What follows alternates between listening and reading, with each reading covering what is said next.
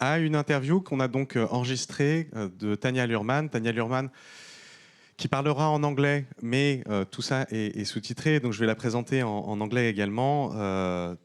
Tanya Luhrmann is Albert Ray Lang Professor of Anthropology at Stanford University with a Court C appointment in psychology. And her work focuses on the edge of experience, notably voices, visions, the world of the supernatural, and the world of psychosis. She's the author of Persuasions of the Witchcraft, When God Talks Back, How God Becomes Real, and is currently working on a book entitled Voices. She has published over 30 op-eds in the New York Times. And so what we'll see that is very interesting with her work is that she has studied a number of collectives that believe in invisible entities, and that this act of belief, whether it's set up religion or smaller groups or even cults, requires a really intensive work on the parts of these communities. It takes a whole process to get there, and that's what she's studied for her entire life. So we go with the video.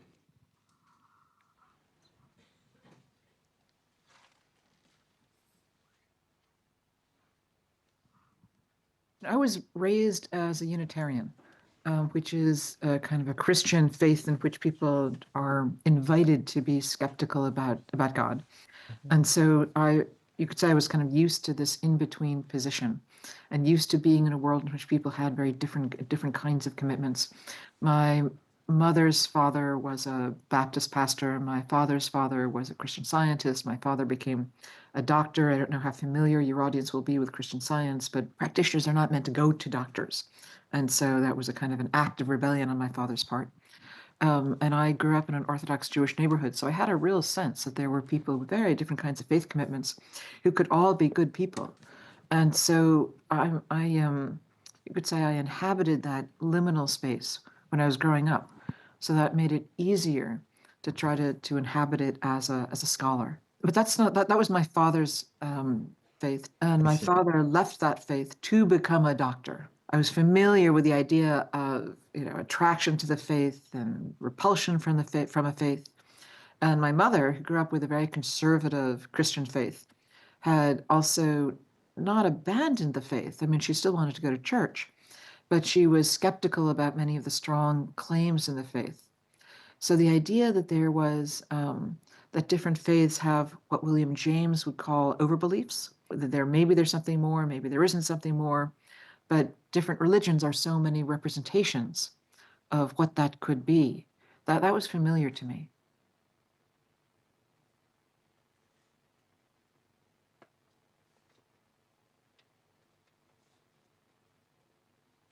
What I see is that there are a set of ideas connected around God, who God is, and God mattering. And what I see is that people tried to kind of superimpose. A friend of mine, Neil Van Leeuwen, talks about this as a double mapping of the world. People have an everyday expectation of how the world works. And they want to include in that a kind of a set of expectations of who God is, where God is, how God shows up, how you come to know God. But you have to pay attention and draw that close. One of the things that happens in a faith frame, if it's a good frame, if it's a useful frame, is that the frame becomes a kind of paracosm. So it becomes, and by paracosm I mean a sort of semi-shared imaginative world. So we're familiar with novels or stories that become paracosms. So Harry Potter is a kind of paracosm that people are familiar with, lots and lots of details. People get very lost in Harry Potter. What's different between the Bible and Harry Potter is this tag that people will apply in their minds saying, well, the Bible isn't fiction. And so there's this kind of in-between status. So some of my work is able to show that when you present people around the world with religious statements and ordinary statements, they use different verbs to refer to the religious statements. They'll say, I believe that Jesus Christ is alive, but I think or I know that there's a stop sign at the end of the street. They use a different verb. Often the belief verb is a verb with more, the second verb, the verb that refers to the religious stuff is that in some sense has more possibility of failure. and it's sort of held differently. But I think it's a different, that's even a different epistemic state than Harry Potter. Nobody would tell you that they believe that Harry Potter is still alive. That's not part of what goes with Harry Potter. But what does go with the paracosm is a set of ideas and activities and interpretations and stories so that if you're a Christian, you can be walking walking to work, and you can sort of see something that reminds you of the prodigal son. You can see something that reminds you of the Lot's wife. You can see something that reminds you of the crucifixion. And these stories just become rich and complex and developed. When I was spending time with people in London who called themselves witches and magicians, I remember being in a weekend once in which we were learning to experience the tarot. And so the tarot being a set of cards with an additional 21 or so picture cards that sort of have these big, what you might call archetypal symbols of, like, the hermit or the empress, or the lightning struck tower. And so I remember being in that weekend and going for a walk that weekend and sort of seeing the symbol of the moon at the side of the road and passing a hermit. And so the paracosm is a set of ideas that you can somehow, is richly detailed, that you can rework to describe parts of your own life. And that helps the faith frame to feel more intimate, to feel more relevant, to feel less forgettable. Because, particularly many of the claims of faith are sort of incredible. And particularly when you get to a Christian claim that God is all loving and God is all powerful and God loves you in particular, that's hard for ordinary humans to wrap their mind around and really experience as true for them.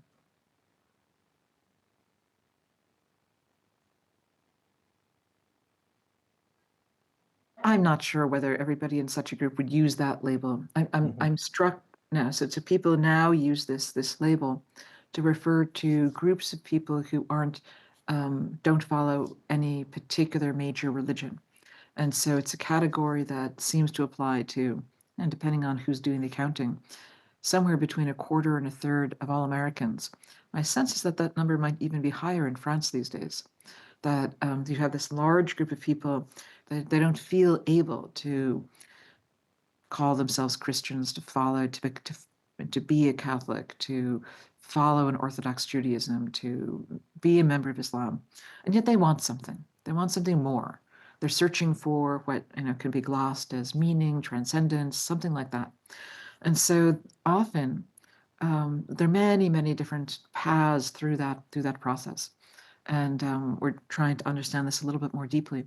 But some of them find themselves wandering through various um, practices that you might call metaphysical. So you might call them metaphysical, they're New Age. They might get involved with they might really focus on tarot cards as being their spiritual source of meaning. They might decide that they're going to try Kabbalah for a while. Kabbalah is this ancient Jewish mystical system. They might decide that astrology is their calling. They might decide that they're going to be a green witch. They might join a kind of this cult that I was involved with for a while as part of this Asian influenced set of practices that probably descended from Bhagwan Sri Rajneesh back in the day.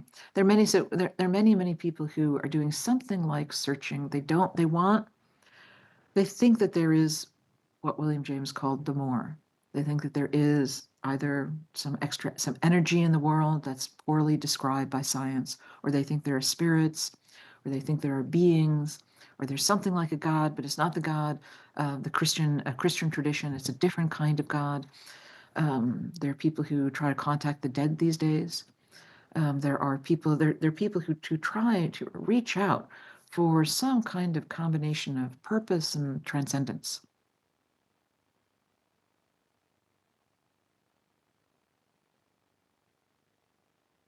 So it's the end of a great book called The Varieties of Religious Experience.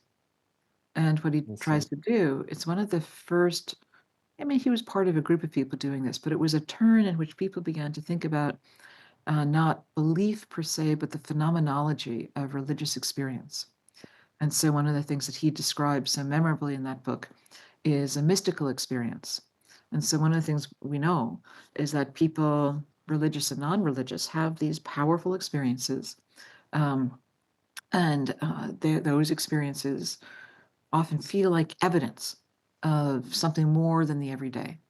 So a mystical experience is a moment in which people, often in my experience, they're sort of tricked off by a paradoxical question. I mean, I remember one man who was putting his child to bed, and he looked out the window and he wondered to himself, I wonder whether God loves me the way I love my child. And he didn't have a traditional God notion, but he had this kind of, multi-level kind of, here's this big picture and here's this my picture and my small picture. And as he asked that question, he suddenly felt utterly different. He felt like he was not really himself anymore, but he was also more himself than he ever was. He felt that time and space kind of vanished, that he had expanded to be the whole of the universe, that he felt fantastic. And he felt that he knew with absolute knowledge in a way he'd never known before that he was immortal. And the experience lasted for a couple of minutes, maybe 2 minutes, and then it was gone. But the tail of the experience lasted for hours. So I mean so that's a classic mystical experience, suspension in space and time, a sense of absolute knowledge, a sense that something that is more than yourself, but you are more yourself, less than yourself. Often people have this intense feeling that uh, of realness that they feel they can't put it into words. And that's paradoxical because I spend many, many words describing it. So it's not actually that it's not indescribable, but there's a feeling of realness and a feeling of indescribability. It's a philosopher or a cognitive scientist might call that an existential feeling or a cognitive feeling. There's this intense awareness of something that feels real in a new way, and it feels like it is beyond human description. So people have those experiences. People sometimes hear a voice when they're alone, or they see something that other people can't see, or they have a dream that utterly startles them, that feels like it's not from within them, but is, somehow reaches out and captures something more.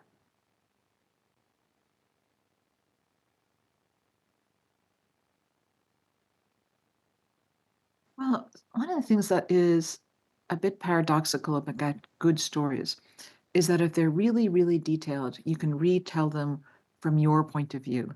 So it's one of the things that made Tolkien so powerful. So he had such a detailed map of Middle Earth. So there was actually a map. He created all these different languages, and he created this walk that Frodo did from the Shire to Mordor. There were moments along the walk where, I mean, the one that stands out to me is that Frodo and Sam are sort of outside of Mordor, and Sam catches a rabbit, and he's brought his cooking pack with him, his cooking pot, and so they kindle a fire and they cook that rabbit, and then there's somebody stumbles upon them, and there's another plot twist in the story. But those are like the kinds of details that, when they're woven well into a story that's not your own, you can dream about, retell, redescribe. It's like why Harry Potter is so powerful. But that people, one of the things that's happened with the Harry Potter stories is that people write fan fiction. So they retell the story. So they create new romantic relationships for Hermione. If you do these practices, this is something that we see in my work. The more people do these practices, the more people use their minds and attend inwardly on things that they are imagining, the more likely they are to have vivid experiences of gods and spirits. The meditation or apophatic practice can also work. It's harder for people. People do better engaging with the stories. It's a little easier for people, and sometimes some of those details they sort of pop outside and they feel like they're not you anymore. They feel like they're real in the world. We had an example in the recent American election in which there was this story that was not true, that Haitians in this Ohio town were eating cats and dogs. And people knew that it wasn't true, but it got repeated and repeated, sometimes with the tag that it wasn't true. And there was actually a billboard in the middle of the country that said, eat fewer kittens, vote Republican. And somehow people got caught up in this story. It was completely ridiculous. Right. And it had, but it was the story, it's that the story felt real, even though you knew it wasn't quite real in all the details.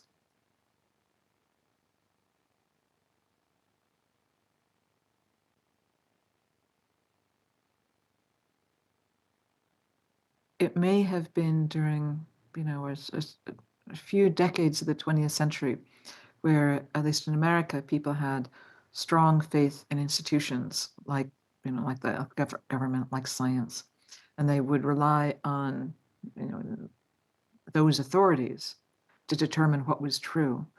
I think there are now so many sources of information that people that curate their own access to information, that there can develop many different understandings of authority. And I don't know how different that would have been from, say, I don't know, the 14th century. I think that's a really interesting historical question. Whether these, what we want to call as, conspiracies or superstitions, whether that's somehow fundamentally different now than it was a few hundred years ago. But it is certainly striking. I mean, I think one of the things we underestimate is how differently these different kind of epistemic frames are held, cognitively held by people. And there is a kind of everyday frame, hold out a ball and drop it, it's going to fall down. Some very basic things that you expect to be true in your world. If you walk across the floor, you're not going to fall through the floor. And then there are all sorts of other ordinary expectations you have about the world. And then, like the faith frame, well, that's one kind of authoritative frame that is held in a slightly different way. I mean, Christians don't really expect many snakes to talk. So there are always exceptions that sort of prove the rule, but there are a lot of, faith commitments where people are willing to assert that this is true, but they treat it as true in a different kind of way. Sometimes it's more true, sometimes it's true, but not just right now, or, I believe it, but it's going to, but God works in mysterious ways. And then there are, I'm not sure how conspiracy theories entirely work. I think people kind of hold them sort of as identity claims, and then and then they can work to people will, follow the commitment even though they don't really believe in it. And it's, you know, and so anyway, I think there's many different ways that people hold things as being true.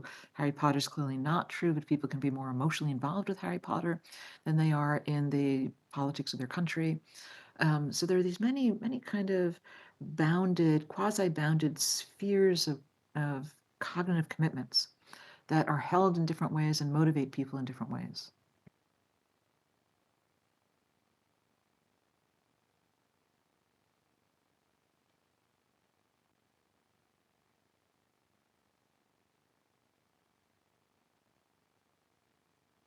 The Democrats in my country are really trying to struggle to understand this, because I think that they feel that the Republicans told a series of very good stories that spoke emotionally to people in a way that the Democratic ticket was not able to speak emotionally. And the emotional story was really about, you know, world is falling apart and I, Donald Trump, can fix it. And somehow that story that the world is falling apart and you need a strong man to fix it was like very compelling to people. Um, and so one of the things is, is having a good story to counteract it. But the other thing that's, I think, really helpful for people who think that climate change is real and they want to persuade other people to take climate change seriously is to recognize that when people reject climate change, it's often about an identity rather than a claim about facts. So I sometimes think that if we gave up trying to prove that climate change was real and instead focused in on, okay, we got to do something about these floods. Let me tell you, fewer fossil fuels is going to make the floods be better. There'll be fewer floods if we do something practical and just kind of forget the intermediary steps, what you might call the identity triggering steps, and just focus on pragmatic solutions. I think that sometimes could help. But it is, I notice that the story gets, like the climate denial, gets caught up in the way somebody conceives of themselves as a person in the world. And that is, that's hard to combat. I mean, at some point, the facts just do overwhelm the identity story. At some point, I think people will, people recognize that something's happening. But trying to get them to focus in on a pragmatic solution rather than having to re-describe your identity might be helpful. Merci Martin d'avoir mené cette interview avec Tanya Lurhmann, qui est donc une des penseuses majeures de la croyance contemporaine et qui nous a vraiment fait l'honneur aussi de participer à ce symposium, même si malheureusement elle ne pouvait pas voyager jusqu'à Arles à nos dates. Mais on est vraiment ravis d'avoir cette interview, cette archive avec elle, parce que ça remet en perspective beaucoup des choses qu'on a discutées et qu'on va continuer à discuter. Donc on enchaîne directement avec quelque chose d'assez différent. On va continuer à explorer les mêmes questions, mais cette fois-ci avec un format plus performatif, plus poétique, et j'ai le